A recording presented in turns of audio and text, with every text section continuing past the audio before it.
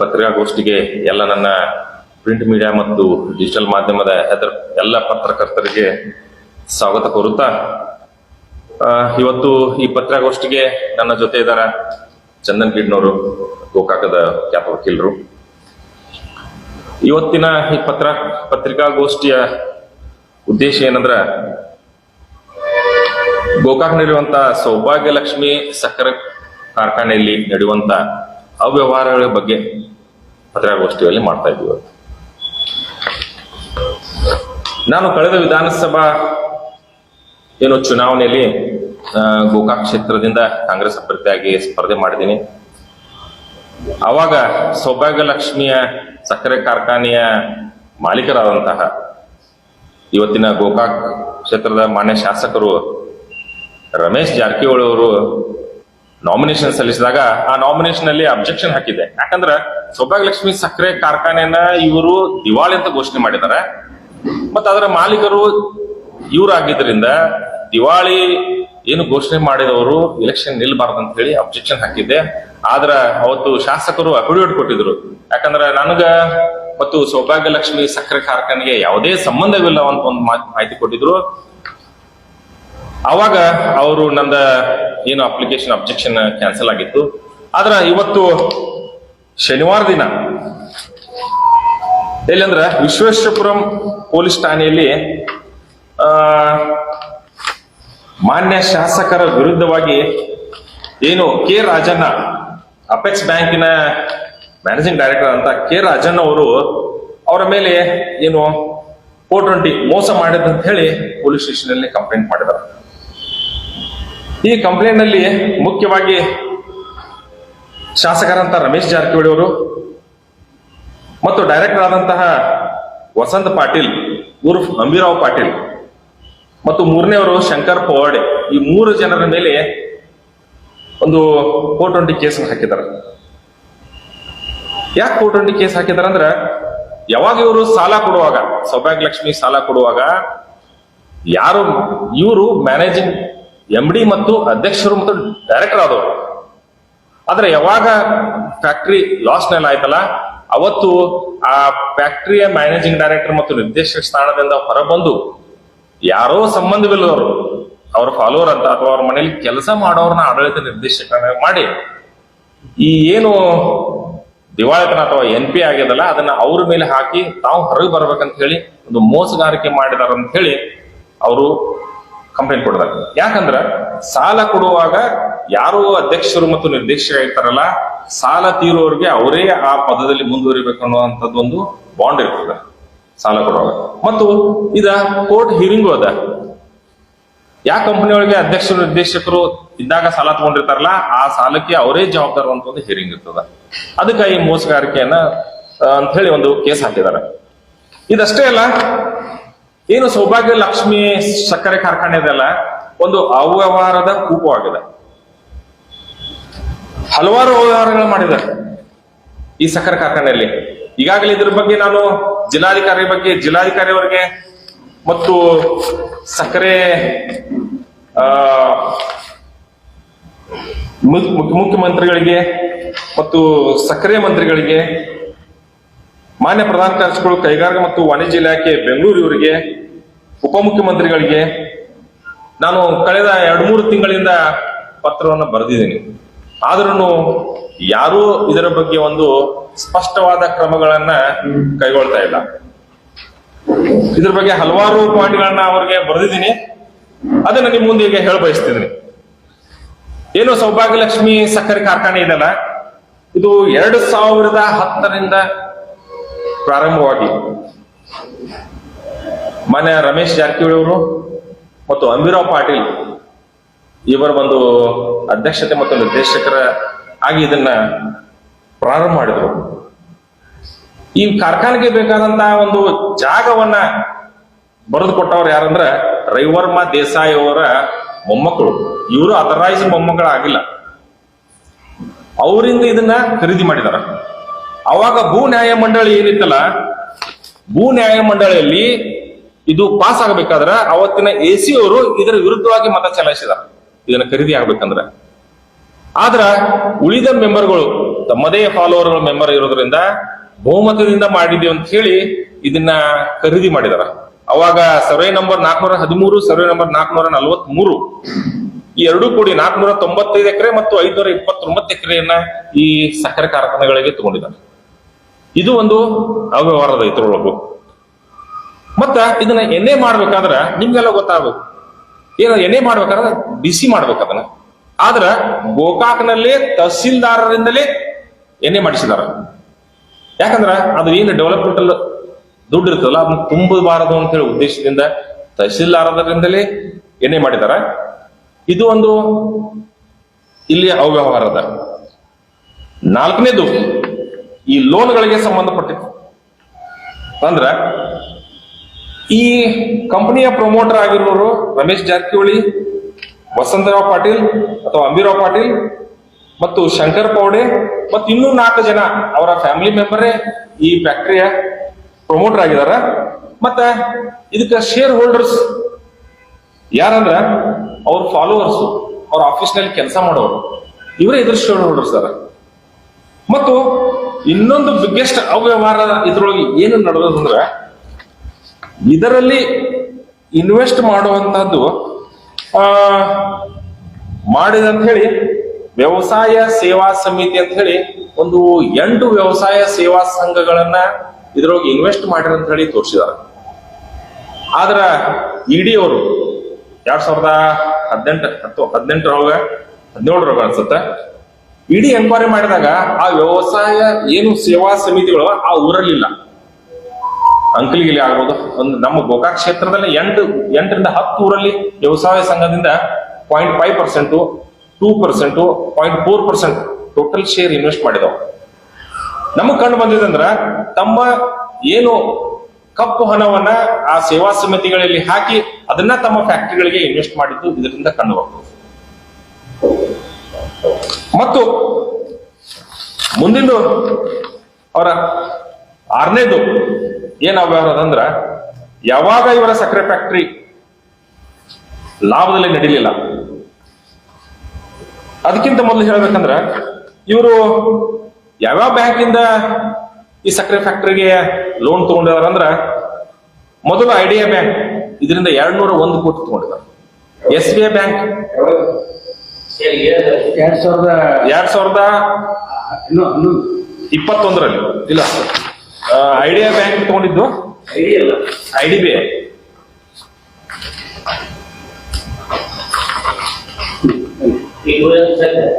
2011ರಿಂದ 2016 ನಡುವೊಳಗೆ ಒಂದ್ಸಲ 8 ಸಲ ತಗೊಂಡಿದಾರ.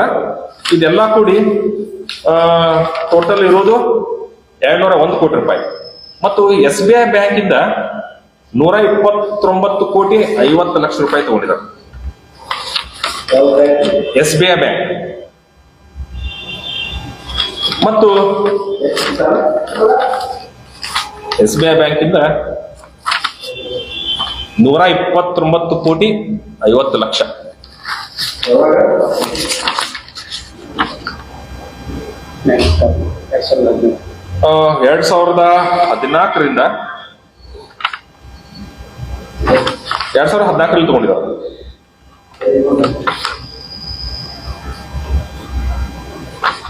ಮೊದಲು ಲೋನ್ ಕೊಟ್ಟವರು IDBI ಮತ್ತು SBI ಬ್ಯಾಂಕ್.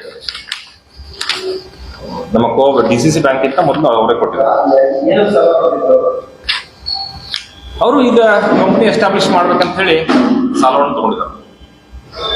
ಸೌಭಾಗ್ಯ ಲಕ್ಷ್ಮಿ ಸಕ್ಕರೆ ಕಾರ್ಖಾನೆನ ಪ್ರಾರಂಭ ಮಾಡ್ಬೇಕಂತ ಹೇಳಿ ಅವತ್ತು ಲೋನ್ ತಗೊಂಡಿದ್ದಾರೆ. ಆಮೇಲೆ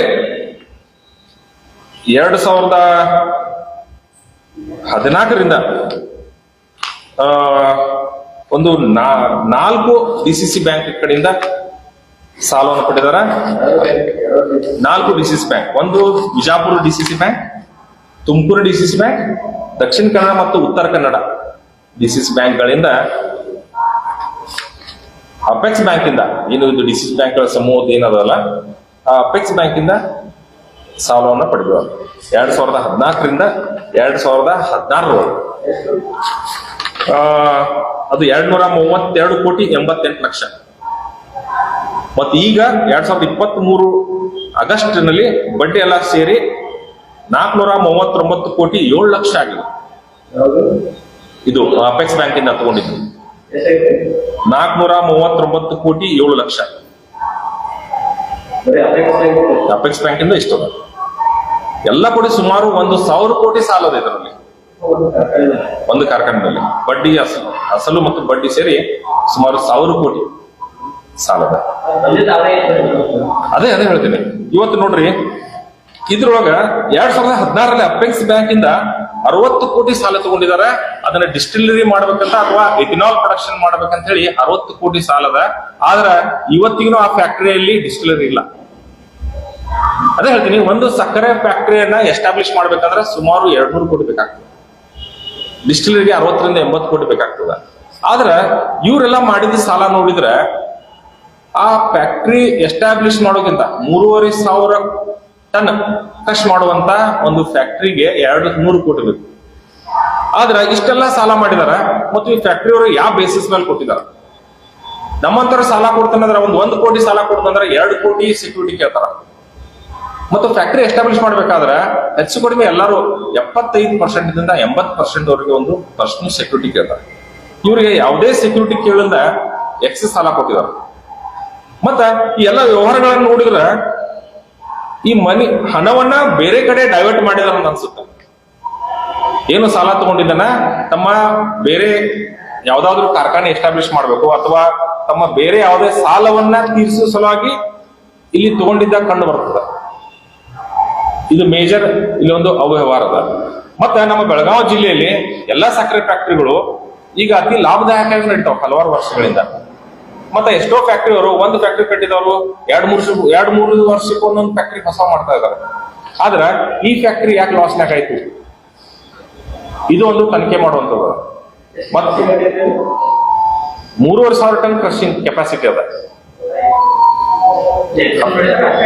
ಅಷ್ಟೇ ಅದ, ಎಕ್ಸ್ಟೆಂಡ್ ಇಲ್ಲ. ಏನೊಂದು 60,000 ಕೋಟಿ ಡಿಸ್ಟಿಲರಿ ಮಾಡ್ಬೇಕಂತ ನಮ್ಮ ಸಾಲ ತಗೊಂಡಿದಾರಲ್ಲ, ಇನ್ನೂರ್ಗೆ 2016ರಲ್ಲಿ ಸಾಲ ತಗೊಂಡಿದ್ದು, ಇನ್ನೂರ್ಗೆ ಅಲ್ಲಿ ಡಿಸ್ಟಿಲರಿ ಇಲ್ಲ.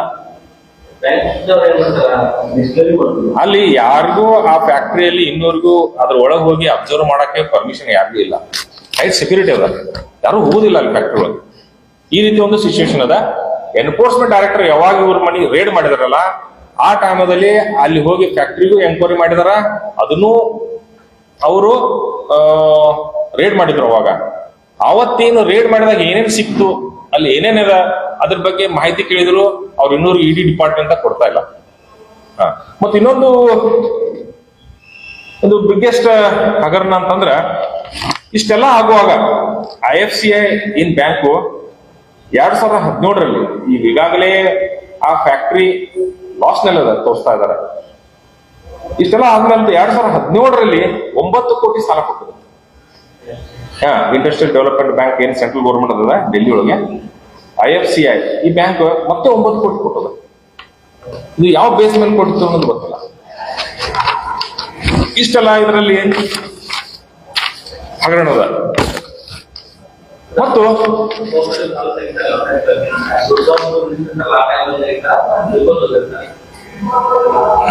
ಅದ್ರ ಬಗ್ಗೆ ಸರಿಯಾದ ಮಾಹಿತಿ ಇಲ್ಲ. ಅವಾಗ ಇವರು ಕೋಆಪರೇಟಿವ್ ಇಶ್ಯೂ ಯಾರಾದ್ರೂ ಅದು ನೋಡ್ಬೇಕು. ಯಾರಾದ್ರೂ ಅಲ್ಲ, ಈಗ 3,500 ಟನ್ ಕ್ರಷಿಂಗ್ ಫ್ಯಾಕ್ಟರಿ ಮಾಡ್ಬೇಕಂದ್ರೆ 200 ಕೋಟಿ ಆಗ್ತದೆ. 200 ಕೋಟಿ ಬರ್ತದೆ. 150 ಕೋಟಿ ಎಸ್ಟಾಬ್ಲಿಷ್ ಮಾಡಾಕ್ತದೆ. ಒಂದು 50 ಲಕ್ಷ 50 ಕೋಟಿ ಕ್ಯಾಪಿಟಲ್ ಅದಕ್ಕೆಲ್ಲ ಬೇಕಾಗ್ತದೆ. ಒಂದು 200 ಕೋಟಿ ರೂಪಾಯಿ ಬೇಕಾಗ್ತದೆ. 200 ಕೋಟಿ ಒಂದು 1,000 ಕೋಟಿ ರೂಪಾಯಿ ಸಾಲ. ಸುಮಾರು 500 ಕೋಟಿ ಸಾಲ 600 ತೆಗೆದಿದ್ರು. ಅದೆಲ್ಲ ಕೂಡಿ ಈಗ 1,000 ಕೋಟಿ ಒಳಗೆ ಬಂದವು. ಮತ್ತೆ ಇವ್ರು ಏನ್ ಮಾಡ್ತಾರ, 2019ರಲ್ಲಿ ಈ ಫ್ಯಾಕ್ಟರಿಯನ್ನ ದಿವಾಳಿ ಅಂತ ಘೋಷಣೆ ಮಾಡ್ತಾರೆ. ದಿವಾಳಿ ಅಂತ ಘೋಷಣೆ ಮಾಡಿ ಅವಾಗ ರಮೇಶ್ ಜಾರಕಿಹೊಳಿ ಅವರು ತಮ್ಮ ಅಧ್ಯಕ್ಷ ಸ್ಥಾನದಿಂದ ಅಥವಾ ನಿರ್ದೇಶಕ ಸ್ಥಾನದಿಂದ ಹೊರಬಂದು ತಮ್ಮ ಫಾಲೋವರ್ ಅಥವಾ ಯಾರೋ ಸಂಬಂಧ ಇಲ್ಲದವ್ರನ್ನ ನಿರ್ದೇಶಕ ಮತ್ತು ಅದಕ್ಕೆ ಫ್ಯಾಕ್ಟರಿ ಡೈರೆಕ್ಟರ್ ಆಗಿ ಮಾಡ್ತಾರೆ. ಇವರು 2019ರಲ್ಲಿ ತಮ್ಮ ಕಂಪನಿ ದಿವಾಳಿ ಅಂತ ಘೋಷಣೆ ಮಾಡಿದ್ರು ಈ ಫ್ಯಾಕ್ಟರಿ ನೋಡ್ರಿ 2021-22ರಲ್ಲಿ ಸುಮಾರು 4,80,000 ಮೆಟ್ರಿಕ್ ಟನ್ ಕಬ್ಬನ್ನು ನುರಿಸಿದಾರೆ ಮತ್ತು 53,000 ಮೆಟ್ರಿಕ್ ಟನ್ ಸಕ್ಕರೆ ಉತ್ಪಾದನೆ ಮಾಡಿದ್ದಾರೆ. ಮತ್ತು 2022-23 ಸಾಲಿನಲ್ಲಿ 5 ಲಕ್ಷ ಟನ್ ಕಬ್ಬು ನುರಿಸಿ 60,000 ಮೆಟ್ರಿಕ್ ಟನ್ ಸಕ್ಕರೆ ಉತ್ಪಾದನೆ ಮಾಡಿದ್ದಾರೆ. ನಮ್ಮ ಫ್ಯಾಕ್ಟರಿ ಲಾಭದಾಯಕ ಅಲ್ಲಂತ ದಿವಾಳಿ ನಡೆಸಲಾರಂತ ಪರಿಸ್ಥಿತಿ ಅಂತ ಹೇಳಿ NCLT ಹೋಗಿದಾರ. NCLT ಹೋದ್ರು ಫ್ಯಾಕ್ಟರಿ ರನ್ ಮಾಡಾಕದ ಮತ್ತು ಅದರ ಬರುವಂತ ಲಾಭವನ್ನ ಡೈರೆಕ್ಟರ್ಗಳು ಹಂಚ್ಕೊಳ್ತಾ ಇದ್ದಾರ ಮತ್ತು ರೈತರಿಗೆ ಪ್ರತಿದಿನ ಕಬ್ಬಿನ ಬಿಲ್ ಅನ್ನ ಕ್ಯಾಶ್ ಆಗಿ ಕೊಟ್ಟು ಫ್ಯಾಕ್ಟರಿ ನಡೆಸುತ್ತಿದ್ದಾರೆ. ಈ ರೀತಿ ದಿವಾಳಿ ಘೋಷಣೆಯಾದ ಫ್ಯಾಕ್ಟರಿಯನ್ನ ನಡೆಸಿ ಅದರಿಂದ ಲಾಭವನ್ನ ಹಂಚ್ಕೊಳ್ತಾ ಇದ್ದಾರೆ. ಇದು ಇಲ್ಲಿ ಅಂತ ಇನ್ನೊಂದು ವ್ಯವಹಾರ. ಮತ್ತೆ ಇದಷ್ಟೇ ಅಲ್ಲ, ಇವರು ಈ ರೀತಿಯಾಗಿ ವಾಣಿಜ್ಯ ತೆರಿಗೆಯನ್ನ ಮೋಸ ಮಾಡ್ತಾ ಇದಾರೆ ಮತ್ತು ಅಲ್ಲಿ ಪಂಚಾಯತಿಗೆ ಸಹ ಪ್ರಾಪರ್ಟಿ ಟ್ಯಾಕ್ಸ್ ಅನ್ನ ತುಂಬುತ್ತಾ ಇಲ್ಲ, ಇನ್ನೊಂದು ತುಂಬಿಲ್ಲ. ಮತ್ತು ಇದನ್ನ ಲಾಸ್ ಅಂತ ತೋರಿಸಿ ಇನ್ಕಮ್ ಟ್ಯಾಕ್ಸ್ ಅಲ್ಲಿ ಕಟ್ಟಿಲ್ಲ ಇನ್ನೊಂದು. ಈ ಸರ್ಕಾರಕ್ಕೆ ವಾಣಿಜ್ಯ ತೆರಿಗೆ, ಪ್ರಾಪರ್ಟಿ ತೆರಿಗೆ ಮತ್ತು ಇನ್ಕಮ್ ಟ್ಯಾಕ್ಸ್ ಸಹ ಮೋಸವನ್ನ ಮಾಡ್ತಾ ಇದ್ದಾರೆ. ಇದೇ ರೀತಿಯಾಗಿ ಮೊದಲು ರೈತರಿಗೆ ಬಿಲ್ ಕೊಟ್ಟಿಲ್ಲ, ಸರಿಯಾಗಿ ಬಿಲ್ ಕೊಟ್ಟಿಲ್ಲ. ಮತ್ತ ಸಕ್ಕರೆ ಮಿನಿಸ್ಟರ್ಗೆ ನಾವು ರೈತರಿಗೆ ಬಿಲ್ ಕೊಟ್ಟಿವಿ ಅಂತ ತೋರಿಸಿ ಈ ಫ್ಯಾಕ್ಟರಿ ನಡೆಸ್ತಾ ಇದಾರೆ. ಯಾಕಂದ್ರೆ ರೂಲ್ಸ್ ಅದ, ರೈತರಿಗೆ ಬಿಲ್ ಕೊಡದಿದ್ರೆ ಅದನ್ನ ನಡೆಸಲಿಕ್ಕೆ ಪರ್ಮಿಷನ್ ಕೊಡ್ತಾ ಇಲ್ಲ. ಆದ್ರೂ ಇವರು ಸರ್ಕಾರಕ್ಕೆ ತಪ್ಪು ಮಾಹಿತಿ ಕೊಟ್ಟು ಎಷ್ಟೋ ರೈತರಿಗೆ ಸರಿಯಾಗಿ ಬಿಲ್ ಕೊಟ್ಟಿಲ್ಲ ಮತ್ತು ಕೆಲವೊಂದು ರೈತರು ಇದರ ಸಲುವಾಗಿ ಆತ್ಮಹತ್ಯೆಯನ್ನು ಮಾಡ್ಕೊಂಡಿದ್ದಾರೆ. ಅದಕ್ಕೆ ನಾನು ಸರ್ಕಾರಕ್ಕೆ ಮತ್ತು ಸಕ್ಕರೆ ಮಂತ್ರಿಯವರಿಗೆ ಮತ್ತು ಇಲ್ಲಿ DC ಅವರಿಗೆ ಏನು ಮನವಿ ಕೊಡ್ತೀನಿ ಅಂದ್ರೆ, ಇಂಥ ಇಲ್ಲಿ ಅವ್ಯವಹಾರ ನಡೀತಾ ಇದ್ದಾವ, ಕೂಡಲೇ ನಮ್ಮ ಜಿಲ್ಲಾಧಿಕಾರಿಗಳು ಈ ಕಾರ್ಖಾನೆಯನ್ನ ಬಂದ್ ಮಾಡಬೇಕು ಮತ್ತ ಅದ್ರ ಮೇಲೆ ಸರಿಯಾದ ಕ್ರಮ ತಗೋಬೇಕು. ಸರ್ಕಾರ ಇದ್ರ ಮೇಲೆ ಹೆಚ್ಚಿನ ಹಂತದ ತನಿಖೆ, ಏನು COD ತನಿಖೆಯನ್ನು ಮಾಡಬೇಕು ಅಥವಾ CBI ತನಿಖೆಯನ್ನ ವಹಿಸ್ಕೊಳ್ಬೇಕು. ಪ್ರತಿಯೊಂದು ಹಂತದಲ್ಲಿ ಈ ಫ್ಯಾಕ್ಟರಿಯಲ್ಲಿ ಅವ್ಯವಹಾರ ನಡೀತಾ ಇದೆ.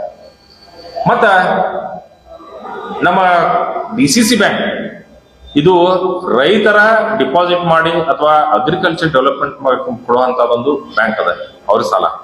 ಇಂಥ ಬ್ಯಾಂಕಿನಲ್ಲಿ ಸಾಲವನ್ನು ತಗೊಂಡು ಆ ಸಾಲವನ್ನ ಏನು ಮೋಸಗಾರಿಕೆಯಿಂದ ಮನ್ನಾ ಮಾಡ್ಕೊಳ್ಳುವಂತ ಒಂದು ವ್ಯವಸ್ಥೆಯನ್ನ ಮಾಡ್ಕೊಂಡಿದಾರ. ಮತ್ತು ಅಷ್ಟೇ ಅಲ್ಲ, ಈ ಫ್ಯಾಕ್ಟರಿಯನ್ನ ದಿವಾಳಿ ಅಂತ ಘೋಷಣೆ ಮಾಡಿಕೊಂಡು ಇದನ್ನ ತಮ್ಮವರಿಗೆ ಅತಿ ಕಡಿಮೆ ಏನು ಪ್ರೈಸ್ ನಲ್ಲಿ ಮಾರಿ ಅಲ್ಲಿಯೂ ಮೋಸಗಾರಿಕೆ ನಡೆದು. ಮತ್ತ ಅದರ ಯಾವ ಬ್ಯಾಂಕ್ ಸಾಲ ಕೊಟ್ಟಾವಂದ್ರೆ ಅರಿಹಂತ್ ಬ್ಯಾಂಕ್ ಮತ್ತು ಬೀರೇಶ್ವರ್ ಬ್ಯಾಂಕ್, ಇವು ಸಹ ಈ ಸಕ್ಕರೆ ಕಾರ್ಖಾನೆಗೆ ಏನೋ ಸಾಲವನ್ನು ಕೊಟ್ಟಿರುವ. ಇವ್ರ ಥ್ರೂ, ಅರಿಹಂತ್ ಬ್ಯಾಂಕ್ ಥ್ರೂ ಇದನ್ನ ಅತಿ ಕಡಿಮೆ ರೇಟಲ್ಲಿ ಮಾರಿ ಮತ್ತೆ ಆ ಫ್ಯಾಕ್ಟರಿ ಓನರ್ ತಮ್ಮವರೇ ಯಾರನ್ನೋ ಮಾಡುವಂತ ಒಂದು ಹುನ್ನಾರ ನಡೆದು. ಈ ಎಲ್ಲ ವಿವರಗಳನ್ನ ತನಿಖೆ ಮಾಡ್ಬೇಕಂದ್ರ ಹೆಚ್ಚಿನ ಹಂತದ COD ತನಿಖೆ ಆಗ್ಬೇಕು ಅಥವಾ CBI ತನಿಖೆ ಆಗ್ಬೇಕಂತ ಹೇಳಿ ಸರ್ಕಾರಕ್ಕೆ ನಾನು ಮನವಿ ಮಾಡ್ಕೊಡ್ತೇನೆ.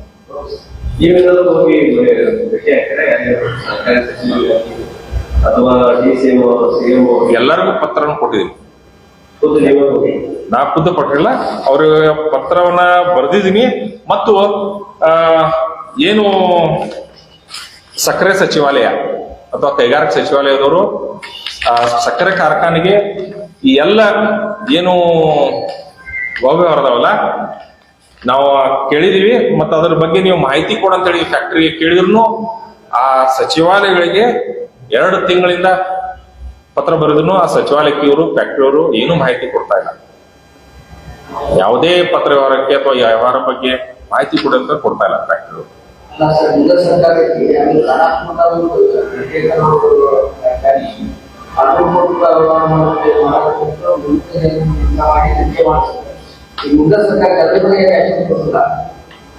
ಅದೇ ಈಗ ಅದನ್ನ ಘೋಷಣೆ ಮಾಡಿದ್ರೆ ಅದನ್ನೇ ಹೇಳ್ತಾ ಇದೆಯಲ್ಲ ಸರ್ಕಾರ ಇದ್ರ ಬಗ್ಗೆ.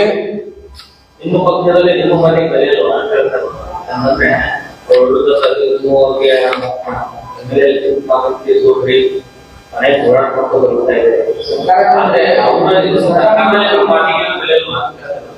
ಅಲ್ಲ, ಇವತ್ತು ನೋಡ್ಬೇಕು, ಜಾರಕಿಹೊಳಿ ಅವರು ಅತಿ ಬಲಿಷ್ಠ ರಾಜಕಾರಣದಲ್ಲಿ ಅತಿ ಬಲಿಷ್ಠ ಇದ್ದವ್ರು.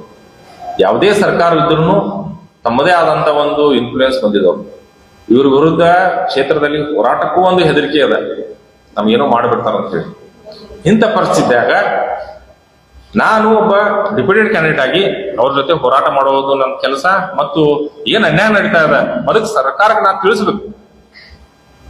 ಈಗ ಮೋದಿಯವರು ಪಂಜಾಬ್ ಎಲೆಕ್ಷನ್ ನಡೆದಾಗ ಕಳೆದ ಬಾರಿ ರಮೇಶ್ ಜಾರಕಿಹೊಳಿ ಅವರ ಮನೆಯಲ್ಲಿ 200 ಕೋಟಿ ಕ್ಯಾಶ್ ಸಿಕ್ತಂತ ತಾವೇ ಭಾಷಣದಲ್ಲಿ ಹೇಳಿದ್ರು. ಇವತ್ತು ಅವ್ರನ್ನೇ ತಗೊಂಡು ಅವ್ರ ಸರ್ಕಾರ ರಚನೆ ಮಾಡಿದ್ರು. ನಾ ಕಾಣಿದುಂಗ ನಾ ಕಾವುಂಗ ಅಂತ ಹೇಳಿದವ್ರೆ ಇವತ್ತು ಅವ್ರ ಜೊತೆ ಕೂಡಿ ಸರ್ಕಾರ ಮಾಡಿದಾರ. ಮತ್ತ ಈ NCLT ಹೋಗಿ ಅದನ್ನ ಏನು ಸಾಲ ಮನ್ನಾ ಮಾಡುವ ಏನು ಹುನ್ನಾರದಲ್ಲ, ಇದ್ರೊಳಗ ಕೇಂದ್ರ ಸರ್ಕಾರದ್ದು ಕೈವಾಡದ ಅಂತ ಇದನ್ನೆಲ್ಲ ನೋಡಿದ್ರೆ ಒಂದು ಕಂಡು ಬರ್ತದೆ, ಈ ವಾರಗಳನ್ನು ಕಂಡು ಬರ್ತದೆ. ಈ ಕೇಂದ್ರ ಸರ್ಕಾರದಲ್ಲಿ ಮತ್ತು ರಾಜ್ಯ ಸರ್ಕಾರದಲ್ಲಿ ಒಂದು ಪ್ರಭಾವನ ಹೊಂದಿದವರು. ಅದಕ್ಕ ಈ ಪ್ರಭಾವನ ಮೀರಿ ನಾವು ಒಂದು ಹೋರಾಟ ಮಾಡಿ ನಮ್ಮ ರೈತರಿಗೆ ಮತ್ತು ನಮ್ಮ ಕ್ಷೇತ್ರದ ರೈತರಿಗೆ ಒಂದು ನ್ಯಾಯ ಒದಗಿಸಿಕೊಡ್ಬೇಕು ಮತ್ತು ಈ ಅನ್ಯಾಯವನ್ನು ತಡೆಗಟ್ಟಬೇಕಂತ ಹೇಳಿ ನಾವು ಹೋರಾಟ ಮಾಡ್ತಾ ಇದ್ದೀನಿ. ಅದಕ್ಕೆ ಒಂದು ಭಾಗವಾಗಿ ಪತ್ರ ವ್ಯವಹಾರ ಮಾಡಿದ್ನಿ, ಆದ್ರೆ ಅದೇನೂ ಕೆಲಸ ಆಗಿಲ್ಲ. ಅದಕ್ಕೆ ಪ್ರೆಸ್ ಮೀಟ್ ಮುಖಾಂತರ ನಮ್ಮ ಸರ್ಕಾರಕ್ಕೂ ಹೇಳ್ತಾ ಇದ್ದೀನಿ, ದಯವಿಟ್ಟು ಈ ವ್ಯವಹಾರವನ್ನ ಸಿಒಡಿ ತನಿಖೆ ವಹಿಸ್ಕೊಡ್ಬೇಕಂತ ಅವ್ರಿಗೆ ಮನವಿ ಮಾಡ್ತಾ ಇದ್ದೀನಿ.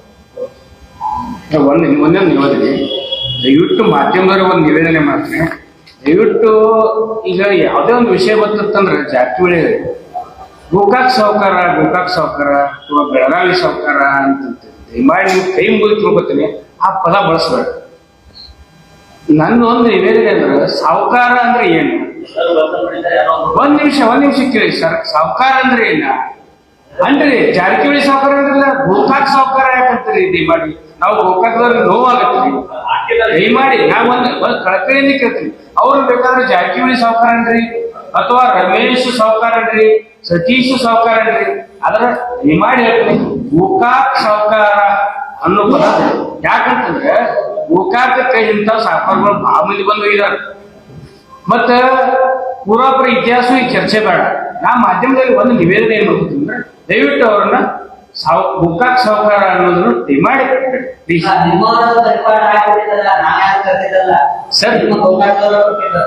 ಸರ್ ಗೋಕಾಕದವ್ರು ಇನ್ನೂ ಬಾಳ ಕೊಟ್ಟಾರ್ರಿ. ಅವ್ರ ಚರ್ಚೆ ಬೇಡ ಇಲ್ಲಿ. ಗೋಕಾಕ್ ಇತಿಹಾಸ ತೆಗೆದ್ ನೋಡ್ರ ಅವ್ರಿಗೆ ಬಾಳ ಹೆಸರುಗಳದಾವ್, ಅವೆಲ್ಲ ಚರ್ಚೆ ಬೇಡ. ಈಗ ಬಂದಿರೋ ವಿಷಯ ಗೋಕಾಕ್ ಹೆಸರನ್ನ ಬಳಸಬೇಡಿ ದಯಮಾಡಿ, ಅಥವಾ ಬೆಳಗಾವಿ ಹೆಸರನ್ನ ಬಳಸಬೇಡಿ. ಒಂದು ನಿವೇದನೆ ಸರ್. ಹೋರಾಟ ಮಾಡಬಹುದಲ್ಲ, ಕೋರ್ಟ್ ಇರ್ತದೆ ಮಾಡ್ಬೋದಲ್ಲ ಸರ್? ಅಲ್ಲ ಈಗ ಪತ್ರ ವ್ಯವಹಾರ ಮಾಡಿದೀವಿ ಅಲ್ಲ, ಈಗ ಏನಾದ್ರೂ ಕ್ರಮ ಕೈಗೊಳ್ಳಿದ್ರ ನಾನೇ ಕೋರ್ಟ್ ನಲ್ಲಿ ರಿಟ್ ಪಿಟಿಷನ್ ಹಾಕ್ಬೇಕಂತ ನಿರ್ಧಾರ ಮಾಡಿದ್ವಿ. ನಾನೇ ಅವ್ರ ಫ್ಯಾಕ್ಟರಿ ವಿರುದ್ಧ ರಿಟ್ ಪಿಟಿಷನ್ ಹಾಕಿ ಸೌಭಾಗ್ಯ ಲಕ್ಷ್ಮಿ ಸಕ್ಕರೆ ಕಾರ್ಖಾನೆ ಅಲ್ಲ ಈಗ ಪತ್ರ ವ್ಯವಹಾರ ಮಾಡಿವಿ. ಎಲ್ಲರಿಗೂ ಮೊದ್ಲು ಗೊತ್ತಾಗ್ಬೇಕಲ್ಲ ಇಂಥ ವ್ಯವಹಾರ ನಡೆದದ ಅಂತ ಹೇಳಿ ನಾವು ಇನ್ಫಾರ್ಮೇಶನ್ ಕೊಡ್ಬೇಕು. ಎಷ್ಟೋ ಗೌರ್ಮೆಂಟ್ಗೆ ಇದ್ರ ಬಗ್ಗೆ ಗೊತ್ತಿಲ್ಲ, ಯಾಕಂದ್ರೆ ಅಷ್ಟೊಂದು ಹಿಡನ್ ನಡೀತಾ ಇದೆ ಆ ವ್ಯವಹಾರ. ಮತ್ತೆ ಈಗ ಎಲ್ಲರಿಗೂ ಪತ್ರ ವ್ಯವಹಾರ ಮಾಡಿದೀನಿ, ಎಲ್ಲ ಮಿನಿಸ್ಟ್ರಿಗೂ ಹೇಳಿದೀನಿ. ಮತ್ತೆ ಈಗಾಗಲೇ ಆ ಅಪೆಕ್ಸ್ ಬ್ಯಾಂಕ್ನವರು ಇಲ್ಲಿವರೆಗೂ ಅಪೆಕ್ಸ್ ಬ್ಯಾಂಕ್ನವರು ಅದನ್ನ ಸಾಲ ಮರುಪಾವತಿ ಮಾಡ್ಬೇಕಂತ ಹೇಳಿ ₹1 ಮರುಪಾವತಿ ಮಾಡಿಲ್ಲ. ವಿಚಿತ್ರ ನೋಡ, 2014ರಿಂದ ₹1 DCC ಬ್ಯಾಂಕಿಗೆ ಮರುಪಾವತಿ ಮಾಡಿಲ್ಲ. ತಗೊಂಡ್ರೆ ₹1 ವಾಪಸ್ ಕೊಟ್ಟಿಲ್ಲ, ಒಂದು EMI ಕಟ್ಟಿಲ್ಲ ಅವರು. ಮುಂದೆ ನ್ಯಾಯಾಲಯದಲ್ಲಿ ಹೋಗಿ ರಿಟ್ ಪಿಟಿಷನ್ ಹಾಕ್ತೀನಿ ಫ್ಯಾಕ್ಟರಿ ವಿರುದ್ಧ ರಿಟ್ ಪಿಟಿಷನ್ ಹಾಕಿ ಅದನ್ನ ತನಿಖೆ ಆಗಬೇಕಂತ ಹೇಳಿ ಕೋರ್ತೀನಿ. ಈಗಾಗಲೇ ಆಗಸ್ಟ್ ಒಳಗೆ ಆ ಫ್ಯಾಕ್ಟರಿ ಸೇಲ್ ಆಗಬೇಕಂತ ಹೇಳಿ ಮಾಡಿದ್ರು, ಆದ್ರ ಕೋರ್ಟ್ಗೆ ಹೋಗಿ ಇದನ್ನ ತಡೆ ಹಿಡಿದಿವಿ. ಈಗ ಈ ಪತ್ರ ವ್ಯವಹಾರದಿಂದ ಆ ಏನು ಫ್ಯಾಕ್ಟರಿಯನ್ನ ಅತಿ ಕಡಿಮೆ ರೇಟ್ ನಲ್ಲಿ ಮಾರ್ತಾ ಇದಾರಲ್ಲ ಅದು ನಿಂತದೆ. ಅಟ್ಲೀಸ್ಟ್ ಇಲ್ಲಿವರೆಗಾದ್ರೂ ನಮ್ ಹೋರಾಟ ಬಂದದ. ಮತ್ತ ಅಪೆಕ್ಸ್ ಬ್ಯಾಂಕ್ನವರು ಈ ಎಲ್ಲ ಪ್ರೆಷರ್ಗಳಿಂದ ಅವ್ರ ಮೇಲೆ ಈ ಕೇಸ್ ಹಾಕಿದಾರ. ಸಾಲ ಕೊಟ್ಟವರು ಅವರೇ, ಈಗ ಅವರೇ ಕೇಸ್ ಹಾಕಿದಾರ. ಇನ್ನು ಮುಂದೆ ಸರ್ಕಾರ ಇದ್ರ ಮೇಲೆ ಏನಾದ್ರೂ ಕ್ರಮ ಕೈಗೊಳ್ಳದೆ ಹೋದ್ರೆ ನಾವು ಕೋರ್ಟ್ ಹೋಗ್ತೀವಿ.